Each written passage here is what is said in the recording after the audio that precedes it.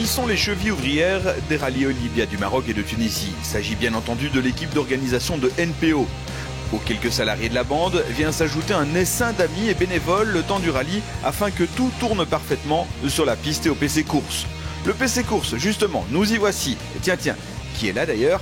Et Stéphane Clerc, le grand Manitou de NPO, nous avons tenté d'en savoir un peu plus sur son travail passionnant.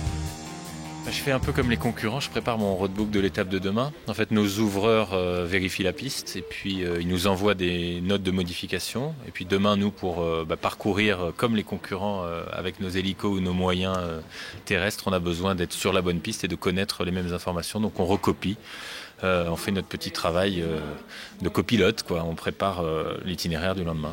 Bonjour. Ça va? Ouais, ça va pas mal. Oui. Alors, la journée se passe comment? La journée commence bien, il fait beau. Il est tôt, et tout le monde est en place sur la spéciale. Voilà, donc pour l'instant, on est plutôt optimiste. On va passer une bonne journée dans les dunes. Bonne journée.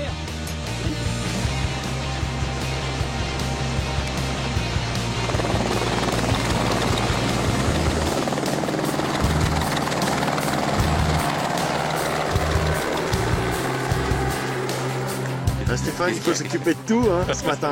Bah oui, il faut être architecte, il faut être un petit peu tout. Oui. Ouais, géomètre aussi.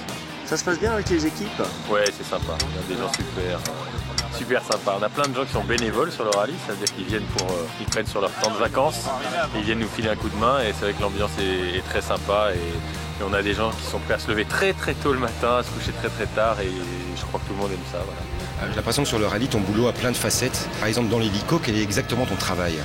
Il y en a deux. D'abord, c'est la gestion de la course, à la fois sur un aspect sportif, mais surtout sur un aspect de sécurité. Donc ça veut dire intervenir quand il y a un problème quelque part, être avant les concurrents pour vérifier un passage un peu litigieux, il a plu, un oued étant cru, on nous annonce quelque chose, donc on va vérifier, on est en avance sur la course. Et puis après, pendant la course, on gère, on va dire, l'aspect sportif, on vérifie que tout le monde respecte bien les règles du jeu et qu'il n'y ait pas d'événements particuliers. On donne des infos évidemment pour la presse, puisqu'on suit, on est les seuls à être en direct de ce qui se passe sur la piste, donc on donne des infos. Puis enfin, on travaille pour vous ramener des images et on essaye d'être là aux beaux endroits et au bon moment quand il peut se passer quelque chose. C'est toujours difficile comme ça, il faut aller dans les dunes pour chercher ce qui se passe. Ouais, mais quand on est posé à côté, c'est vrai que s'il se passe quelque chose juste à côté de nous, il faut y aller, c'est normal.